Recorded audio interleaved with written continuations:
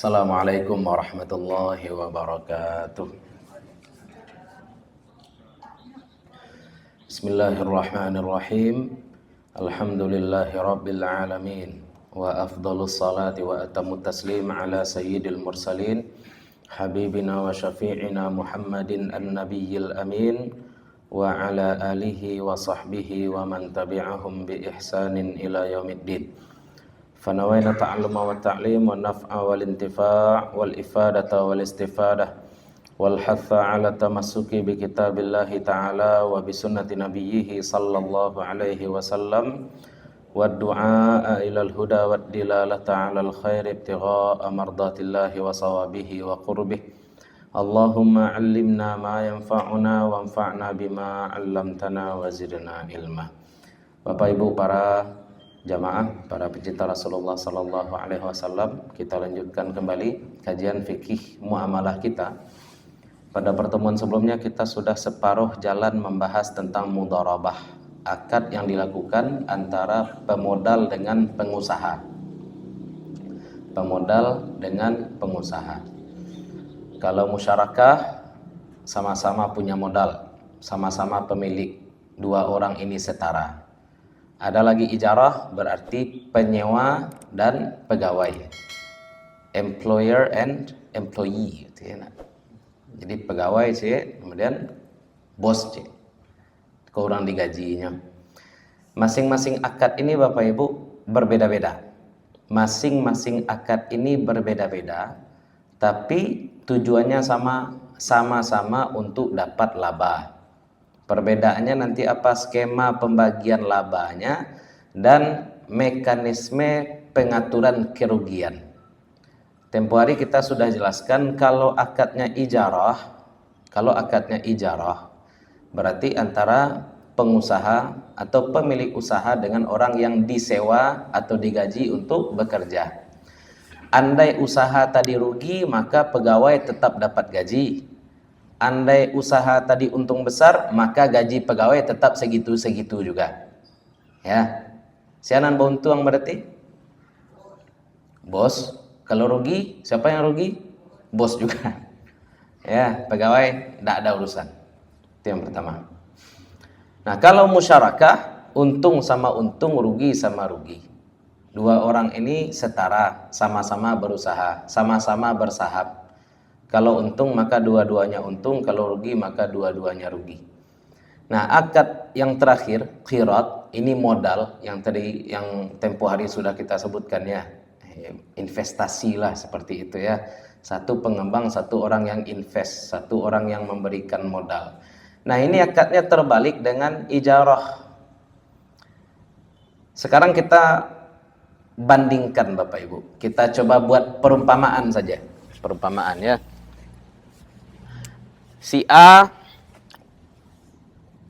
A punya toko.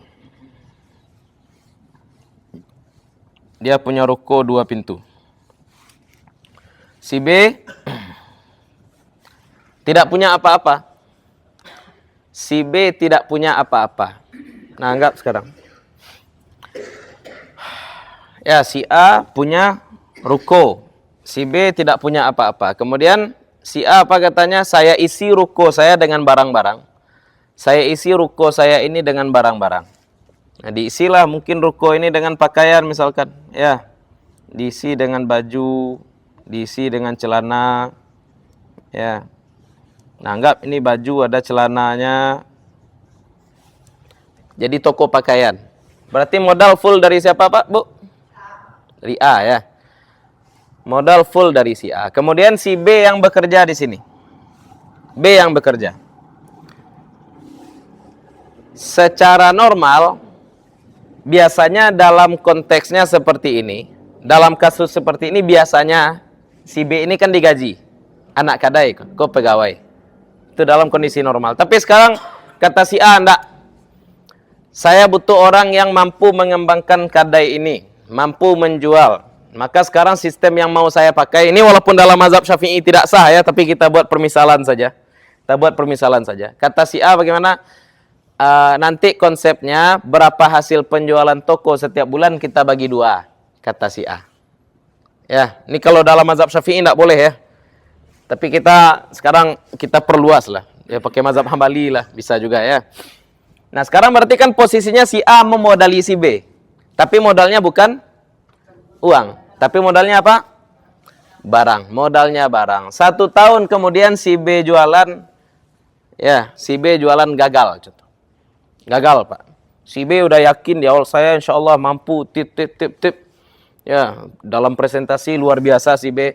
Tapi 1 tahun kemudian rugi.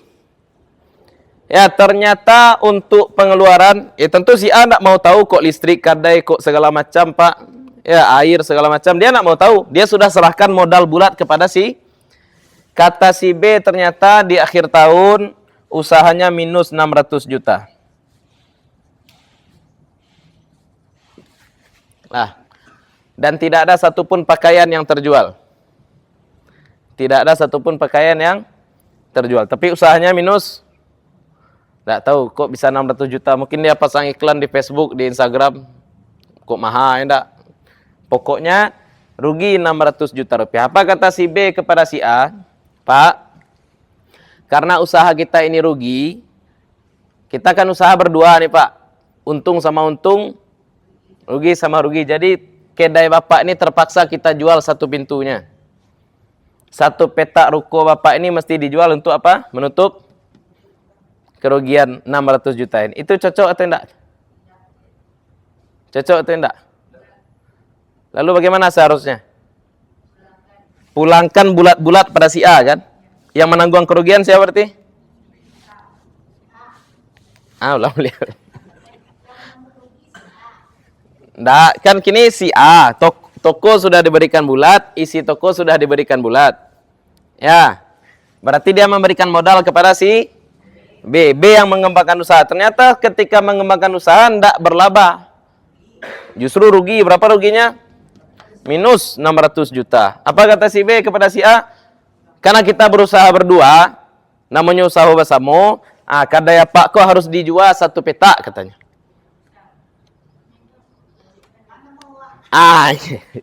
Nah, itu pun memang tidak etis. Ambo lagi kadaya bule kangku tuangku suruh lo menjual. Kan itu tuh kata si A. Ya, maka ini cara kita melogikakan konsep mudharabah yang kemarin kita sebut, qirat yang kita sebut. Kenapa dalam qirat itu untung sama untung tapi rugi tidak sama rugi? Andai dia untung sekarang 1 miliar, untung bersihnya 1 miliar, maka ini 500 juta, ini 500 juta. Ya Pak ya. Sahamnya berbeda. Ini sahamnya saham barang, ini sahamnya saham pikiran, tenaga. Ya. Tapi karena ini sahamnya barangnya konkret ini, andai terjadi kerugian yang harus B lakukan apa? Mengembalikan. Kalau memang tidak mampu dia menjalankan usaha, maka usaha dikembalikan kepada si A. 600 juta ini siapa yang nanggung? B saja. Nah sekarang kita anggap bukan toko. Kita anggap ini duit. Kita anggap ini apa? 1M. Duitnya berapa? 1M. Dia kasih bulat-bulat oleh si A kepada si B. Putar jadi usaha. Saya bebaskan kamu putar dalam bentuk usaha apapun. Kata si A. Oke, kata si B. Si B tidak ada modal apa-apa. Dia cuma punya kemampuan. Dan dia yakin dengan kemampuan dia tadi. Ternyata dalam perjalanan usaha tadi tidak beruntung. Justru buntung. Kenapa? Boleh jadi si B ini melakukan transaksi-transaksi yang beresiko. Kredit misalkan. Enak, nasi ya. Dia lakukan jual beli kredit atau membeli barang yang capek betuka musimnya. Apa contoh barang yang capek betuka musimnya Pak Ibu? Baju padusi. Kalau baju laki-laki? Itu mana? Yang baju padusi itu agak kadang risikonya. Sabanta tukar modelnya kan. Nah sekarang misalkan B melakukan akad seperti itu. Atau dia melakukan impor yang beresiko lah pokoknya. Banyak dia lakukan boleh berhutang-hutang. Dia nak pandai meminta pitih ketika orang berhutang. Pokoknya dia melakukan akad-akad yang beresiko. Ujung-ujungnya rugi 600 juta. Pertanyaannya, siapa yang nanggung kerugian 600 juta? Berdua atau cuma si B? Tukajo ke toko balik, tukajo kadai balik, tukajo kadai balik. Si B.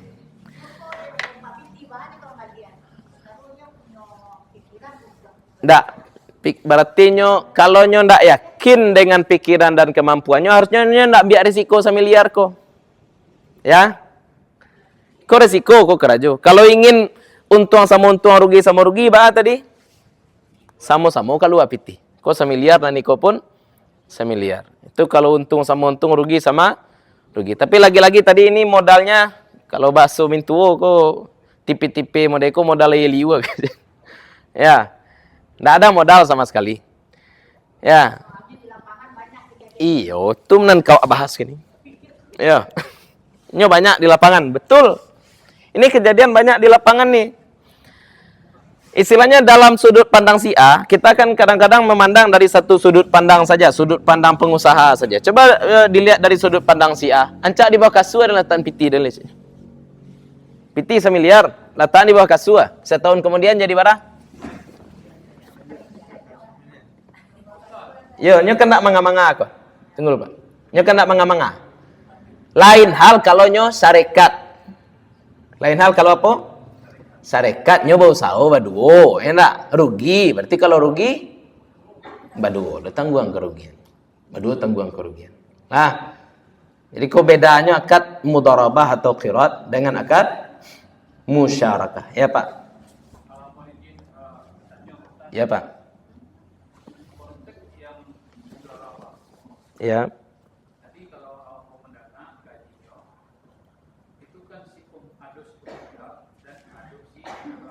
Ya.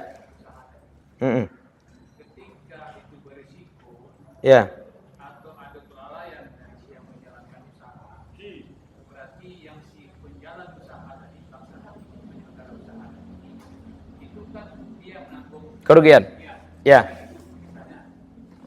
bagaimana harusnya apabila si penyelenggara usaha tadi atau si pengusaha tadi menjalankan tidak berisiko, tidak ada kelalaian, apakah prinsip yang demikian itu berlaku juga? Karena kadang-kadang ini Pak Ustaz, memang mungkin persaingan bisnis karena dia baru belum memberikan keuntungan, atau sudah kehendak memang usahanya ini yang dijalankannya belum untung atau rugi. Ya. Apakah itu harus melakukan demikian? Artinya si B ini atau yang menjalankan usaha ini yang menanggung kerugiannya, yang si pemilik modal tak menanggung. Ya. Ini bagaimana penjelasannya Ustaz? Iya, Pak. Nah, inilah repotnya memang ya. Matu ambo agak baso kampung ambo Kalinsanan. Baso sikonya. Ayo tuh. Jadi ambo ndak muhasabah nangis kan.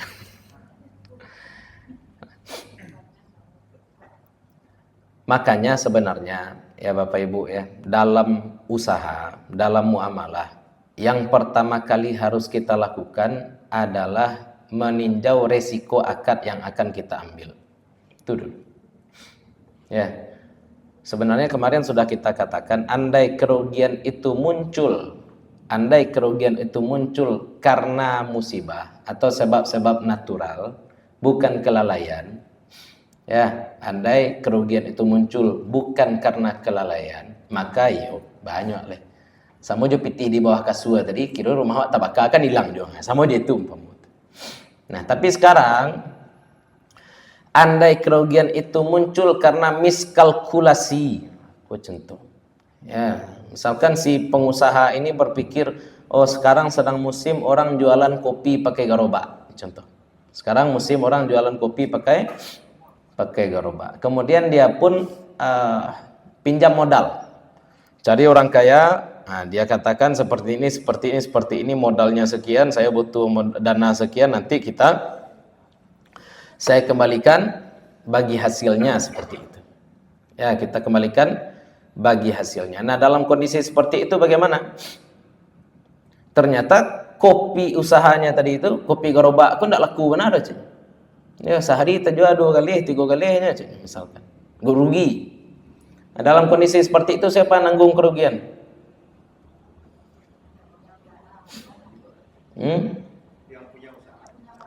Yang punya usaha. Nah, ikut kocik kasus. Maka kalau kita masih melakukan usaha yang sifatnya untung-untungan, ya, awak alun pandai mana membaca pasar lai, jangan ambil akad qirat. Nah, tapi ada kasus cik lai Pak. Kini yang terjadi kan biasanya usaha sudah ada. Usaha sudah ada. Sedangkan kita butuh tambahan modal. Kita bukan butuh modal. Kita butuh apa? Kasus yang kita ceritakan kan si B ini benar-benar kosong. Ya. Tapi sekarang misalkan kita sudah punya toko, kita sudah punya usaha, tapi kita butuh apa? Tambahan modal. Nah, kita butuh tambahan modal. Nah, dalam kondisi seperti ini berarti kita tidak membawa tangan kosong ke dalam meja akad. Berarti kita sudah membawa namanya apa? Usaha. Nah, ketika bank misalkan, enggak sekarang bank menambah modal kita, bank menjadi apa sekarang? Mitra. Ya. Ketika itu bank menjadi apa? Bukan pemodal utama, karena kita juga punya modal gitu. Saya juga punya modal. Oke, bank kemudian menambahkan modal, tapi bank bukan pemodal utama. Karena saya atau kita sebagai pemilik usaha juga punya modal dalam usaha ini. Nah, pertanyaannya sekarang berapa kira-kira laba yang akan diambil oleh investor baru dalam usaha kita? Kita juga punya investasi dalam usaha ini, bank juga punya. Nah, ini berarti akadnya sudah syarikat. Akadnya apa? Kalau usahanya sudah ada. Kalau usahanya sudah ada. Ya, bank itu tidak memberikan kepada kita usaha, bank hanya menambah modal usaha kita. Sama juga syarikat. Pitiawak 100 juta kurang, nah, tambah dari bank nanti 100 juta lagi, baru tabali dia awak alat-alat untuk membuka usaha baru misalkan. Berarti bank bukan pemilik usaha. Tapi usaha ini milik berdua. Ya, itu rumitnya sekarang ya, akad-akad itu tidak bisa sebenarnya disederhanakan. Ya, satu usaha itu banyak akad satu misalkan. Ini ada investor. Ada pemodal. Pemodal misalkan 2 orang. Pemodal tambah pemodal. Nah, pemodal ini sama-sama menitipkan duit kepada pengusaha. Di pengusaha ini punya pegawai 2 orang.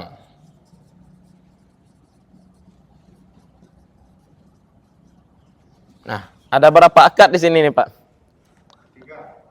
3. 3 paling enggak. Kok akadnya apa kok? Syarikat. Syarikah waduh. Antara pemodal dengan pengusaha, kok qirat. Antara pengusaha dengan pegawai, ijarah. Ya. Nah, sekarang kita sudah punya usaha. Ini usaha kita nih. Si B punya usaha.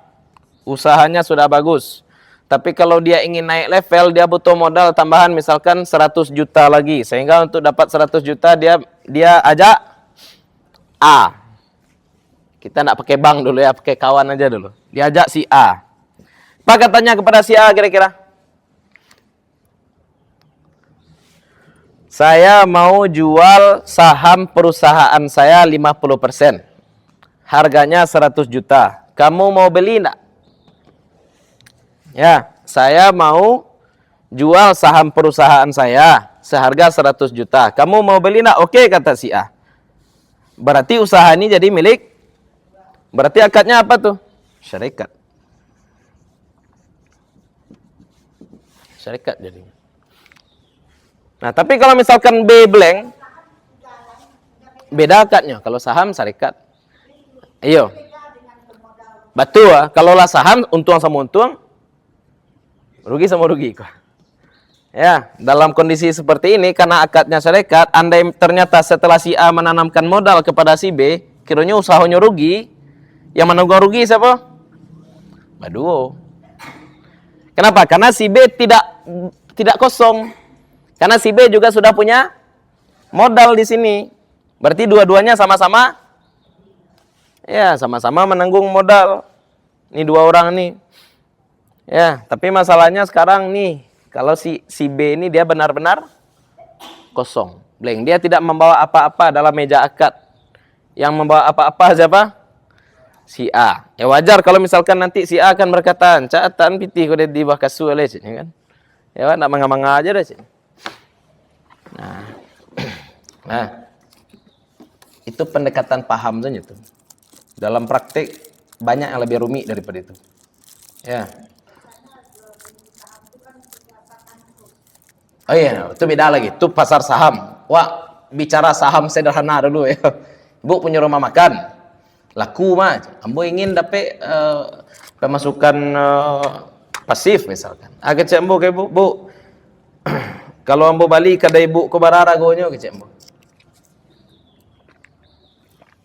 100 juta cik. Iya. 1 miliar ke cik bu. Barala bonyo sebulan 30 juta. Ambo bali separohnya banyak bu ke cik ambo. Ambo lagi ke ibu peti 500 juta, berarti setiap bulan ambo dapat separuh laba. Bara labu berasiah. Misalkan labu berasiah tadi 30 juta, berarti ambo dapat sebulan 15 juta. Boleh enggak seperti itu? Boleh. Ya, boleh seperti itu. Nanti kalau saham-saham perusahaan itu sangat bergantungan oleh itu, permainan pialang itu. Ya. Kita bahas akad-akad simpelnya dulu. Ya. Seandainya si pemodal memberikan modal kepada pengusaha, si pemodal langsung mematok. Itu akan kita bahas ini. Dalam akad qirat mudharabah, laba bersih dibagi 2. Usaha ini bisa untung, bisa tidak. Untungnya bisa besar, bisa kecil.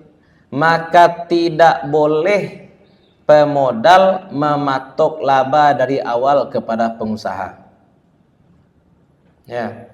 Tidak boleh memastikan laba untuk usaha yang belum pasti. Ini usaha orang belum tentu ada labanya. Bisa jadi malah rugi. Tapi dari awal sudah dipatok laba. Itu tidak boleh. Apa namanya? Zalim. Zalim, ghasab. Ya. Ini akad-akad murni saja nih ya. Akad-akad murni saja. Tapi kalau akad batikik-tingkik itu agak payah. Zaman kini kau akad batikik-tingkik sadonya. Ibu-ibu apa-apa mau contohkan kayak mana buang di bank itu apa akadnya tuh? Nitipkan uang ke bank atau minjamkan uang ke bank? Hah? Atau memodali bank? Itu. Gantung apa? Nggak, kini awak mana buang kah? Mana buang, kan bahasa kininya mana buang. Mana buang ini ngapain sebenarnya? Minjamkan uang ke bank atau nitipkan uang ke bank?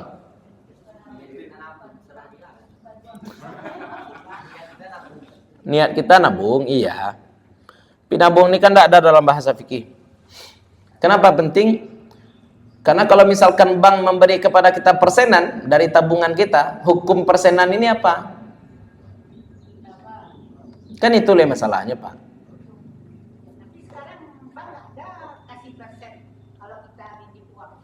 Iya, ada akad yang sabana murni titipan. Ada akad tabungan yang murni titipan. Iya. Iya, Pak.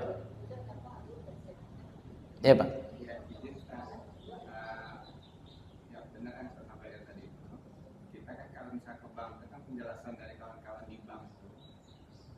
Terutama bank syariah kan, memang ada 2 akad kan.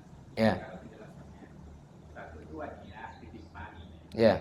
Kalau titipan itu terserah bank memberikan bagi hasilnya. Tapi kalau sifatnya katanya harapan, ya itu tentukan yang porsinya. Ya. Besar angkanya katanya. Setelah ada keuntungan, saya setelah yang sebagai deposit dapat 60%. Ya. Kalau uangnya sejuta, berarti 60%. Bisa besar, bisa kecil berarti. Ya, itu sudah bagus sebenarnya ya, usaha syariah. Kita sekarang bahas bank konvensional dulu ya Pak Ibu ya.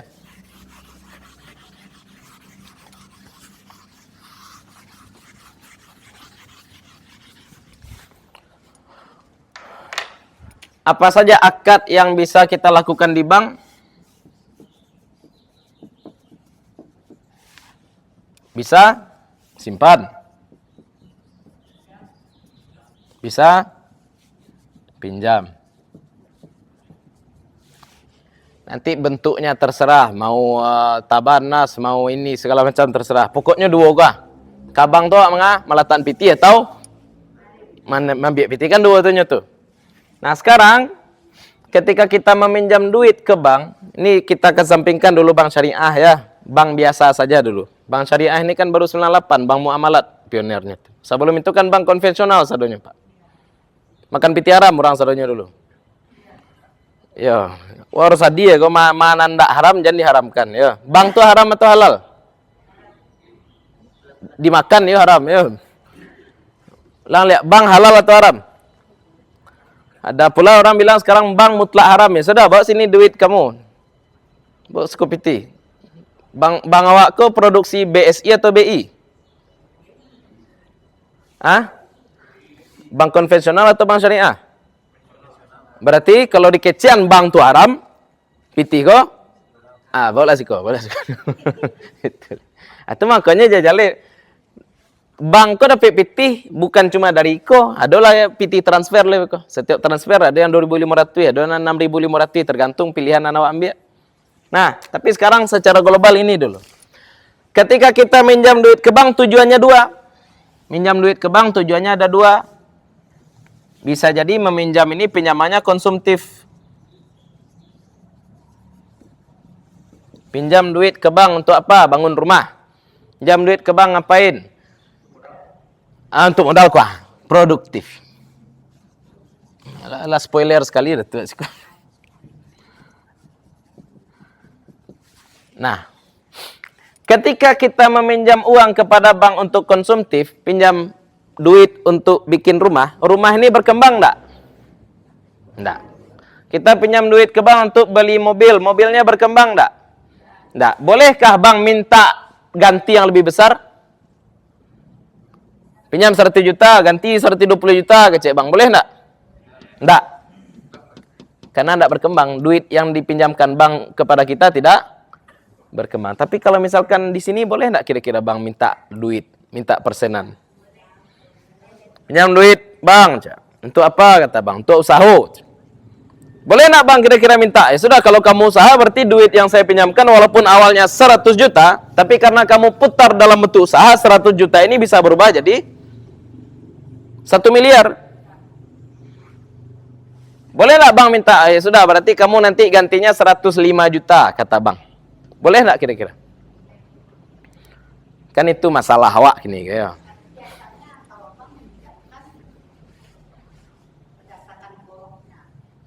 Iya. Labo kan, bukan berdasarkan laba tapi berdasarkan duit yang kita pinjam. Nah, itu yang jadi masalah tadi.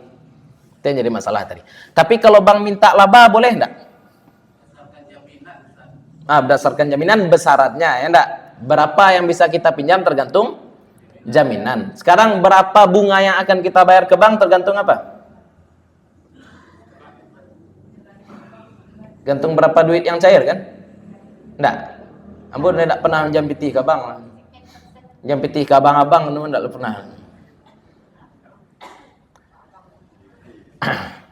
Nah, ini Bapak Ibu, kalau kita minjam ke bank untuk konsumtif, ini pasti qarat nih.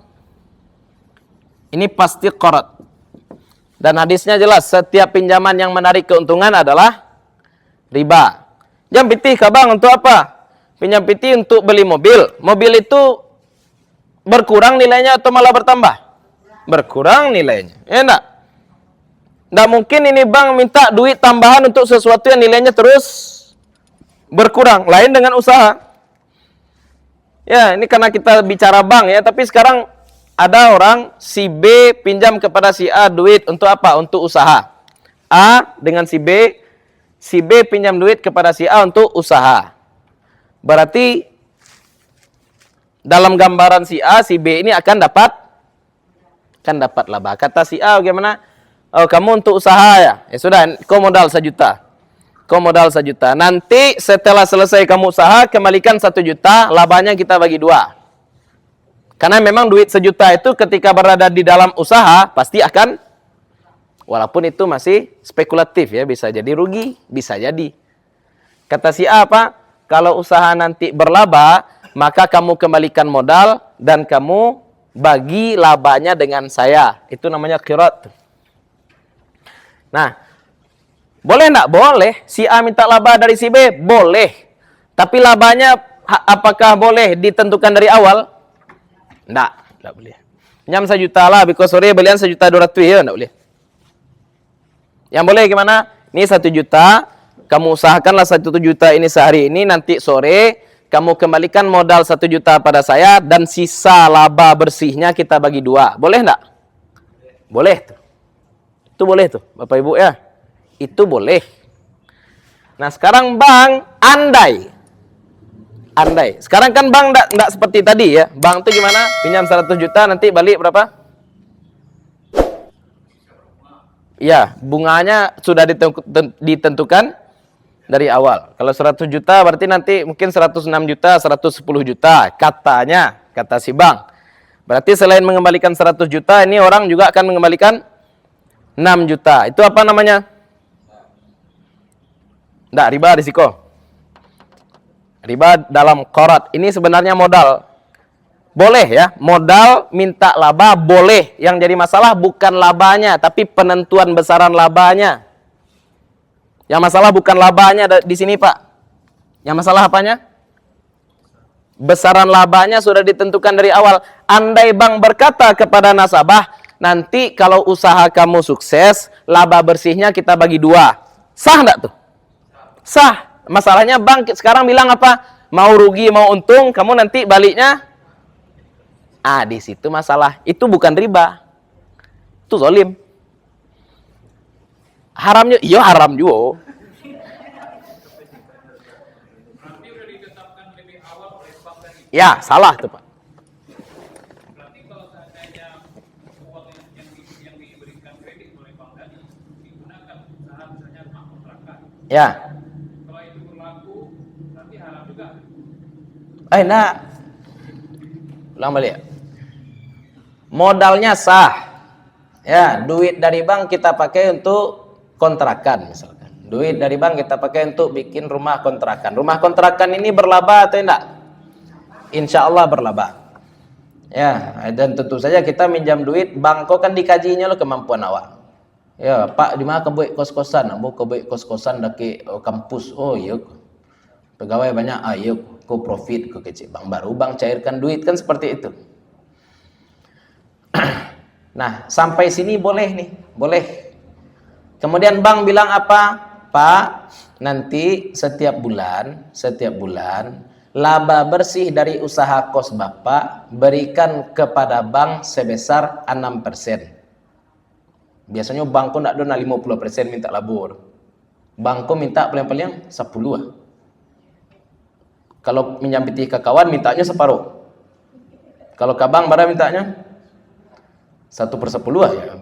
Itulah lah tinggi rasanya bank minta labor segitu. Di samping modal. Maksudnya ketika kita minjam duit 100 juta, dicicil setiap bulan sebanyak 2 juta. Contoh, cicilan bank setiap bulan kita bayar sebanyak 2 juta. Itu cicilan modal namanya tuh. Ditambah dengan laba. Laba berapa? 10%. Kiranya setiap bulan labo barasi hawa 5 juta. Berarti bank dapat berapa tuh? 500.000. Berarti kita bayar ke bank setiap bulan berapa? 2.500.000. 2.500.000. Ketika akadnya seperti ini, boleh enggak? Boleh. Lah, batu sebab labo dibagi berdasarkan apa? Persentase. Berarti bulan besok berapa boleh? Mungkin bulan besok 3 juta. Berarti bank berapa dapat bulan besok? 300.000. Enggak, kok yang halalnya kok. Dan yang realitanya ya. Kok yang idealnya mau sampaikan. Bulan besok kiranya labo awak 1 jutanya. Berarti berapa bang dapat? 100 2 juta 100 ya bayar. Mende itulah kira-kira. 2 juta 100 kini 2 juta 500. 2 juta aku nak akan berubah-ubah sebab 2 juta aku membayar apa tadi? Modal. Nah dibagi dua apa tadi? Laba bersih. Ya, ini akad normal yang boleh. Apa rugi kos-kos kok Pak? Pulang pokok paling indah. Ya. Kalau rugi 2 juta tetap dibayar. 2 juta saja bayar. Nah, kalau rugi Pak tadi dan dibayar 2 juta saja. Batu ya labo tu nak dong. Iya. Iya. Nyo kita nak bahasa muah tu nak muahnya ya. Idealnya merdeka. Idealnya merdeka. Iya, bang tak muah merdeka banyak le. Iya. Iya, sabananya ujungnya jam pinjam ke bank. Bu, nya repot ya zaman kini ke repotnya Pak. Kalau ndak do bank ekonomi kan nak jalan. Apa ciri-ciri kota maju ekonomi Pak? Banknya rancak. Kalau sebuah kota banknya rancak-rancak, biasanya ekonomi daerah itu bagus. Ya. Di mana daerah di Sumatera Barat konan banknya rancak-rancak?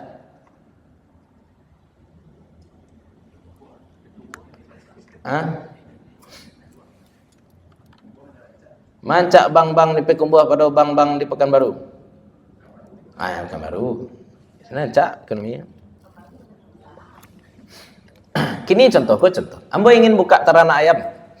Ayam petelur buat kandang teknologi Jerman Pak.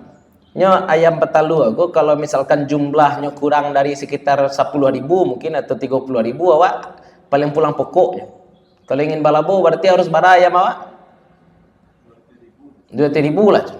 Banyak kiranya awak, kira 10.000 juga. 200.000 ayam. Kini piti awak 3 jutanya, lagi bisa? Indah. Kau mohon maaf, kalau bicara realita ya. Andai orang Islam tidak mengambil kesempatan bank, sedangkan orang-orang kafir mengambil kesempatan bank, bisa jadi justru sepanjang jalan Pekumbuako kadai-kadai gadang orang kafir punya sadonya, sedangkan orang Islam cuma punya garobak saja. Bari maaf ngecek. Ya. Ambo biarlah walaupun usaha ambo garobak ketik tapi insyaallah halal. Itu jalan Pak, nampak kadai gadang kau supermarket gadang siapa kau? Orang kafir. Dari mana dapat piti? Pinjam piti ke bank. Jalan Pak sebelah, kau showroom gadang siapa punya kau? Orang kafir. Di mana dapat piti? Pinjam piti ke bank. Jalan Pak seekor rumah gadang siapa punya kau? Orang kafir. Di mana dapat piti? Pinjam piti ke bank. Orang Islam dek ndak pinjam piti ke bank, anan bisa dibuat usahanya, usaha. Kok kalau bicara ekonomi makro oleh gua, ndak mikro. Kalau mikro ya betul. Ya yang penting nan masuk ke saku hawa piti halal. Biarlah usaha kete asal itu kan mikro tuh, ngeci. Tapi kalau secara makro nampak dia usaha gadang kiranya nan punya orang kafir, nan orang Islam cuma punya Baraswati. Baraswati. Ya orang tu bagak minjam piti awak tak telok minjam piti sehingga usaha awak. Baraswati. Kalau mana ada je. Kalau dia mau harusnya mau itu pental awak ndak awak doh. Kan harus gadang usaha doh.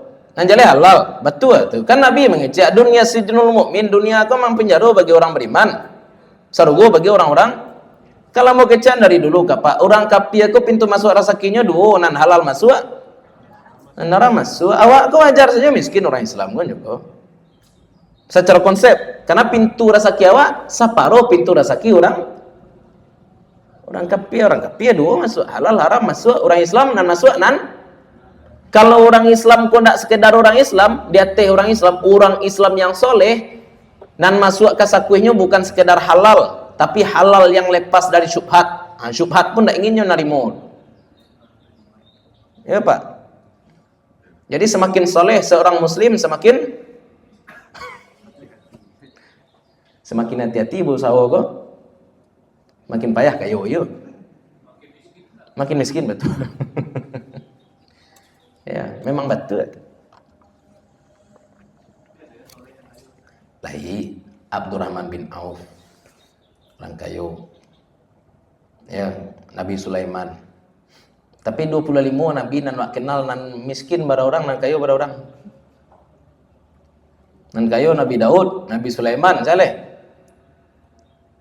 Zulkifli, Rajo, saleh. Hah? Nabi Muhammad miskin sudah diangkat jadi nabi, sebelum diangkat jadi nabi, yuk kayo. Fiko bahas kayu-kayu ya. Wak ndak bahas kayu, wak bahas apa kini? Halal. Nah, tadi Nana mau sampaikan konsep ideal. Ketika bank mengatakan kepada kita, laba bersih saja yang dibagi setiap bulan, mantap.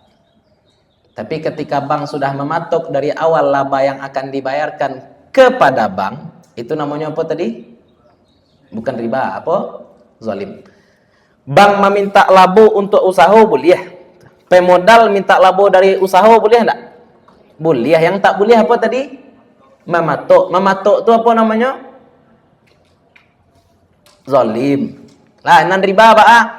Pinjaman konsumtif, pinjam pitih atau pembayar uang sekolah anak bara 100.000. Aja ayolah bayar bulan besok 120 ayo. Itu riba enggak? Riba. Itu namanya qarat. Itu nak modal dah tu. Pinjam pitih 100.000 untuk apa? Pembali bareh. Kola 2 hari anak makan kantang nyubi saja. Ayolah, kau 100.000. Besok balikan 150.000 yo. Namanya tu riba. Pinjam pitih yo manga ka membeli daun pucuk ubi. Untuk ada pucuk ubi untuk ke makan si jontu. Itu usaha kini. Yo, ayolah. Kau 100.000. Bila kau menjual si jontu, bila kau jual si jontunya sebulan lagi.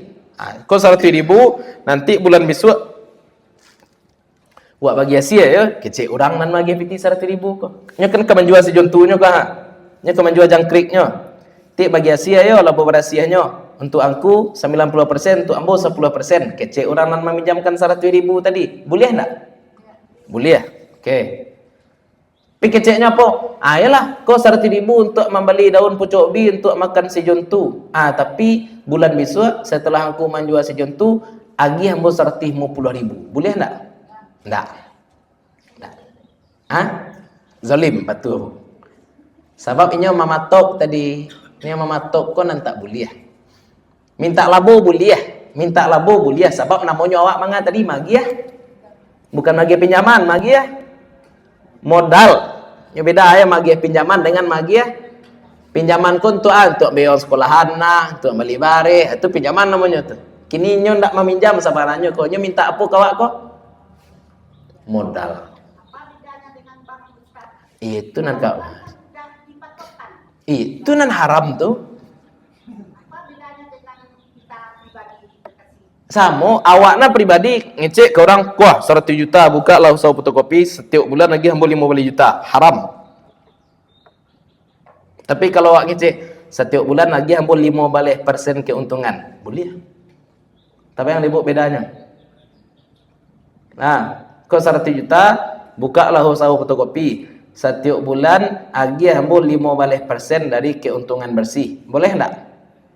Boleh. Kau peti 100 juta, bukalah usaha fotokopi setiap bulan lagi hamba 50 juta. Boleh enggak? Enggak. Nampak bedanya, Pak? Nanciknya minta persenan, nancik minta angko pasti. Minta angko pasti kau enggak boleh. Ya. Ada orang cek kamu. Kalau kita kan Persen. Bank tuh persennya dari modal, bukan dari labo, itu masalahnya. Persenan tuh dihitung dari labo atau dari modal? Dari labo lah. Misalkan bulan kini labonya 10 juta. Orang kau minta persenan bara 15%. Berarti bulan kini baranya dapat 1.500.000. Bulan besok kiranya loba barasiahnya cuma 5 juta. Bara pemodal dapat 750. Akan beda-beda tuh. Tapi persenannya sama. Tapi kalau nyo minta 15 juta dari awal, itu jadi masalah. Karena labo kok bisa tinggi, bisa turun. Ya, minta labonya enggak masalah. Mematok labonya kan jadi masalah. Maka patokan laba itu persen, betul. Tapi persen dihitung dari modal atau dari laba? Dari laba, bukan dari modal. Nah, kalau persen dihitung dari modal, itu namanya apa tadi? Zolim. Ya, mentang-mentangnya modali 100 juta, mintanya 15%. 15% dari apa? Dari modal. Enggak boleh ya? Itu 15% dari modal berapa tuh? 15 juta. Itu nanti tak boleh. Tapi kalau 15% dari labo, boleh. Nah, Pak Ibu, kok ada cerita cik di Masjid Ansarullah dulu ketika ambo ngaji situ, tanya Pak Ustaz, ambo punya kawan kok ndak mau hanya minjam mana buang di bank. Kawan kok ndak mau mana buang di bank. Nak mau hanya mana buang di bank Pak? Riba. Walaupun bank syariah, walaupun bank syariah. Tuh, tapi kawan ambo kok pas bentuk cerita nan ambo sabui tadi. Dia giahnya modal pitihnya 1 miliar, dia giahnya 1 miliar ko untuk pengusaha fotokopi. Tapi setiap bulan dimintanya 15 juta. Ndak minta 15% loh Pak. Dimintanya pada boleh. Kecik ambo. Lari dari riba, jatuh kepada zalim. Lari dari riba, jatuh kepada zalim. Nan haram ko ndak indak riba saja do dalam muamalah. Ada zalim, ada gharar leh. Gharar ko ndak jaleh. Cik lain nan haram tu apa? Ta'awun ala al-ithmi. Memodali orang untuk usaha haram pun ndak boleh. Boleh kita modali orang untuk membuat tuak, Pak? Ya, ambo butuh modal dah untuk apa? Untuk membeli niro. Beli niro? Iyo. Usaha kini kau. Iyo. Usaha orang tua. Usaha tua. Boleh enggak? Nyakat meminjamkannya boleh, tapi masalahnya pitih nan awak pinjamkan kau dipakai untuk apa? Untuk nan haram. Enggak boleh. Ya, jadi banyak potensi-potensi haram dalam akad. Ya, kita sebut tadi haram juga tuh, mamatok labo berdasarkan besaran modal, bukan berdasarkan laba, itu haram juga. Tapi haramnya bukan karena riba, haramnya karena zolim. Nah, banyak kiranya ya, ambo kira sebentar membahas itu.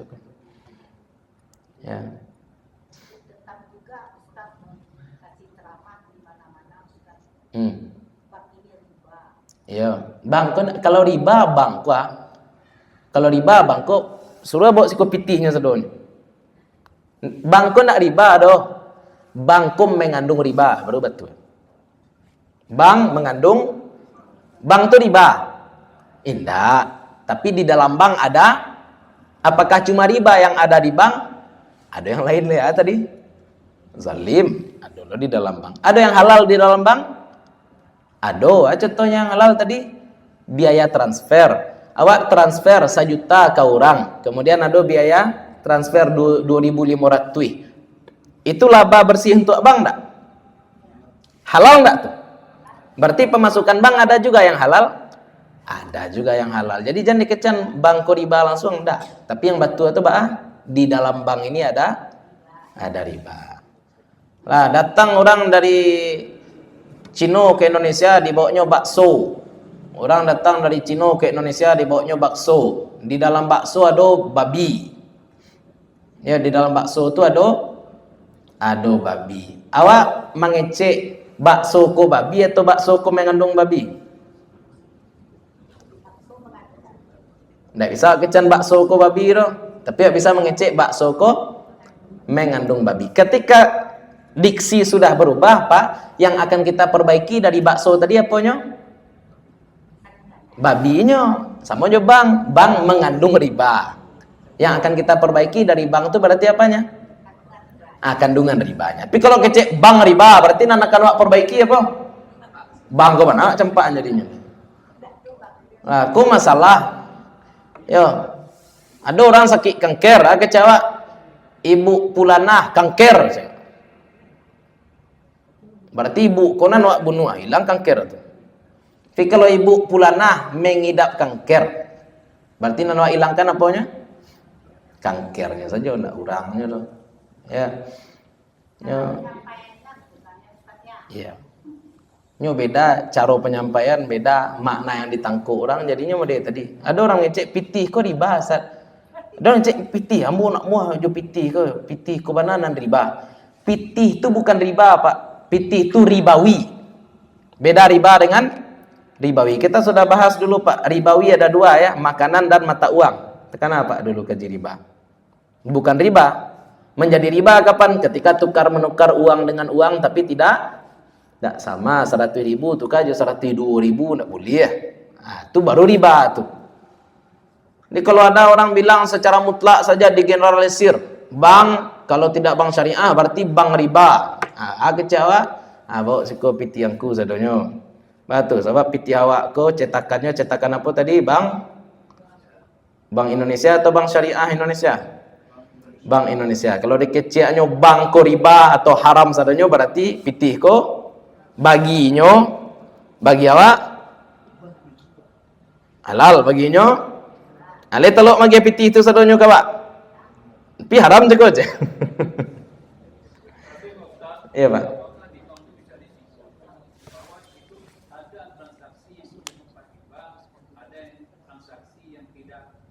Betul. Bisa. Iya. Ya, halal. Nah, halal jadi. Itu makanya dibahas orang, Pak, hukum kerja di bank. Hukum kerja di yang jali haram kerja di bank bagian apa? Nan membuat akad riba. Itu pasti haram tuh. Yang menandatangani akad riba itu haram. Tapi kalau tukang sapunya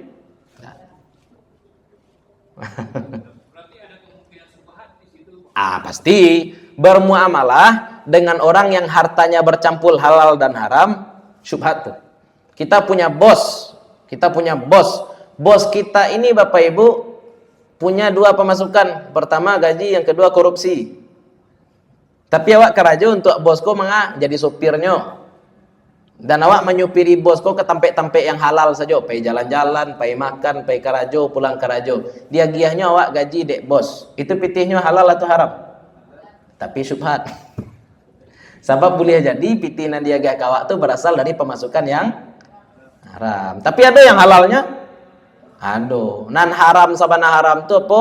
Ketika orang ini atau lembaga ini pemasukannya 100% haram, baru haram. Ya. Kita punya bos, kerja bos kita ini pengedar narkoba, ada usaha lain? Tidak ada, itu satu-satunya kerja dia. Kita jadi sopirnya, boleh enggak? Enggak, karena gaji yang kita terima pasti dari duit haram. Nah, tadi kita bahas satu baru ya, bank kok, pinjaman produktif dan pinjaman konsumtif. Kita belum bahas simpanan lagi. Nah, tapi gambaran Bapak Ibu ya, untuk simpanan bank dahulu banyak ulama mengatakan menyimpan uang di bank itu dua saja. Bisa jadi kita menitip uang di bank, bisa jadi kita meminjamkan uang kepada bank. Nah, kalau kita meminjamkan uang kepada bank, berarti kita tidak boleh menarik keuntungan. Nah, inilah yang menjadi dasar kenapa ulama ada yang mengatakan bahwa bunga bank itu riba.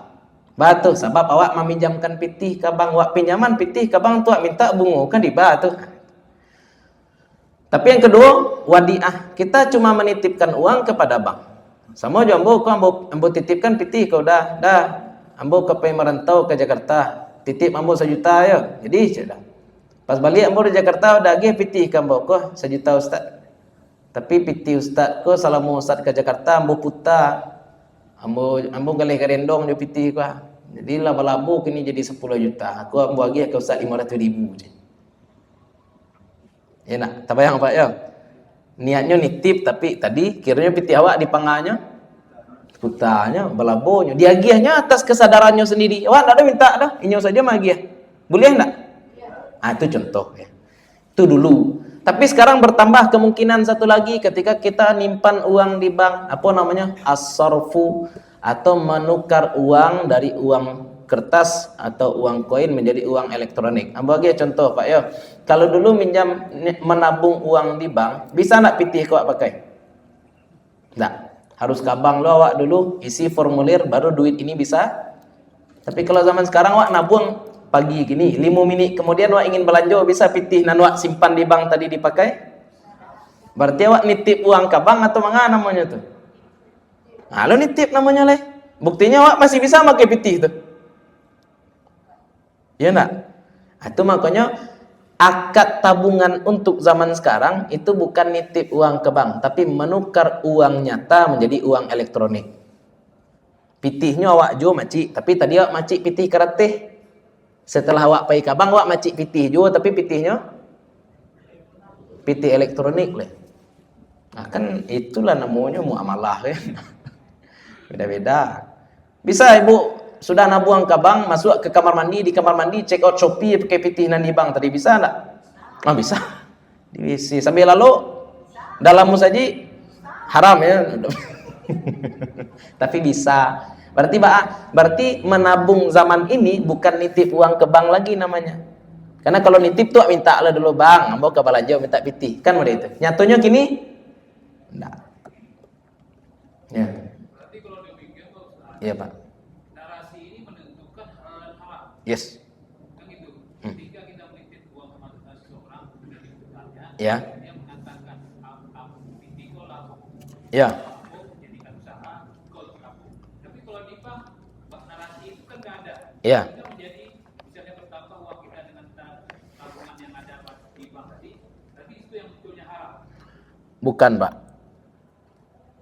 Kan ada bunganya Ustaz. Ya. Kita kan nabung, kemudian muncul bunga. Jadi kalau saya ambil kesimpulan dari penjelasan Pak Ustaz, karena tidak ada narasi tersebut, ini kesimpulan saya, itu bunga yang tadi itu jadi haram. Nyo bukan narasi yang membuat halal. Halal atau haram itu tidak ditentukan oleh apa yang kita ucapkan saja sebenarnya. Tapi juga ditentukan oleh mekanisme. Tadi kan ambo contohkan, itu kan akad awak sama awak tuh Pak ya. Ambo titip ke Pak 1 juta, kemudian setelah beberapa waktu kiranya pitihku diputar. Ya. Kini kalau di bank kan tidak seperti itu murni. Kita nitip uang ke bank dan awak tahu bank pasti akan memutar pitih awak kok. Kita tahu pasti bank akan memutar duit kita. Pasti itu. Iya, otomatis. Tapi masalahnya kan laba yang akan dibagikan bank kepada kita sudah dipatok dari awal, lagi-lagi tadi yang kita sampaikan. Ya. Karena nggak ada bang kasih laba sama kita. Ya. Enggak boleh, Bu. Berarti makannya surang labun. Ada guru ambo di Mesir. Ajaknya, wak nyamti ke bank. Wak nabung di bank. Bank kok diputarnya nak pitih awak? Iyo. Kalau dibaginya labunya kawak boleh enggak? Terdiam kami. Bahagia. Kok dibahagia guys? Ada nang ngecek, enggak boleh ada Syekh. Itu biasalah bang tu makan labuannya surang. Pikir saya iyo jo nyoba sawo pakai pitih awak. Ketika nyoba labu makan surang. Tapi ketika dia nyoba labu kawak ragu loh enak. Kan iyo Pak. Itu baca caranya. Besok kita bahas ya. Bentuk-bentuk akad ketika kita menabung di bank, nabung di bank. Itu nama sabui tadi. Yang untuk tabungan kontemporer itu namanya bukan wadiah, bukan mudharabah, tapi namanya as-sarfu. Itu C. Ya, Pak. Dengan orang tadi nitip uang ke kita pakai hukum di amanahnya gimana? Kita pakai apa sudah tahu dia. Ya, gosok. Jadi kalau hilang pitih itu rugi ya, Pak, ganti. Nah, hukum awak memakai pitiko. Iya. Apa minta izin dia? Haram. Haram tuh. Ya. Tapi kalau balabu? Kita pitiko yang awak putar. Ya. Kan nak minta izin awak. Iya, nak minta izin. Salah, Pak? Iya, salah. Iyo, mau nak magi hide deh, jangan kerajuan lo. Nyukum haram.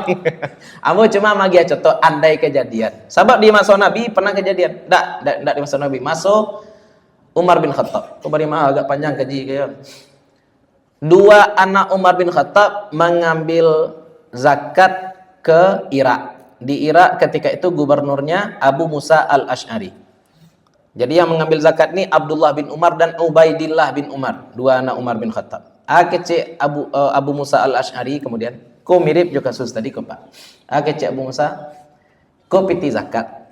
Daripada kalian pulang ke Madinah membawa pitih ko, ancak pitih ko kalian pakai untuk balanjo di siko, beli barang-barang, bawa barang-barang ko ke Madinah, kemudian di Madinah jual barang ko. Misalkan kini awak membawa 100 juta ko ha. Kalau dibawa 100 juta dari Irak dibawa ke Madinah, dan 100 juta tadi menjadi berapa jadinya? Tetap 100 juta. Tapi kalau dibalian ke barang senilai 100 juta di Irak, dibawa ke Madinah, berapa nilainya jadinya? Bisa jadi 200 juta. Dibawa kemudian barang-barang dari situ ke Madinah, dijual balabo gadang. Abdullah bin Umar dan Ubaidillah bin Umar, kemudian dia gialah nan 100 juta, aku anggap 100 juta, dia gia nan modal tadi kepada Umar. Ayo Umar mengata, mengalih kalian ni aja. Galih kalian ya. Iyo. Kalian agiah labu aja modal sadonya ke Baitul Mal. Umar bin Khattab kok kan waraknya tinggi. Bakok kami lo kami bawa sawo kami. Kalau barangku hilang di jalan kami tanggung jawab. Mengapa ambil Allah sadonya di khalifah? Kece Umar bin Khattab. Tapi kalau kalian ndak anak khalifah, kalian kan ndak akan diagih modal di Abu Musa. Kade lu Umar kan. Iya. Ya, itu bah solusinya. Wallahu a'lam. Lupa sahabat yang menjadi penengah ketika itu. Lupa ambo sahabat yang jadi penengah. Keceknya, wahai khalifah, iko praktek transaksi sudah terlanjur terjadi, tapi akad awalnya ndak jaleh. Akad awalnya ndak jaleh. Itu jadikan ini tirat investasi. Batu sabab anak Umar tadi dua orang, mereka memang memakai duit yang bukan milik mereka dalam berusaha. Tapi masalahnya andai usaha mereka rugi, mereka ganti enggak duit tadi? Pasti mereka ganti. Berarti ada tanggung jawab enggak di situ? Ada risiko enggak di situ? Berarti mereka berusaha bukan tanpa risiko, mereka juga menanggung risiko. Jadi resiko mereka dikasih kompensasi, tapi sekarang Baitul Mal juga dianggap sebagai pemodal. Itu labo kok jadinya bagi dua. Itu contoh. Ya, kok akad kalau sudah terjadi tanpa transaksi sudah terjadi tanpa akadnya enggak ada. Ya. Nah, itulah barangkali ya. Insyaallah pertemuan selanjutnya kita bahas simpanan di bank konvensional. Wallahu taala a'la wa a'lam. Semoga sebagaimana Allah kumpulkan kita di sini, Allah kumpulkan pula kita nanti bersama-sama dengan Rasulullah sallallahu alaihi wasallam. Semoga Allah berkahi kita di bulan Sya'ban ini dan Allah sampaikan kita kepada bulan Ramadan. Assalamualaikum warahmatullahi wabarakatuh.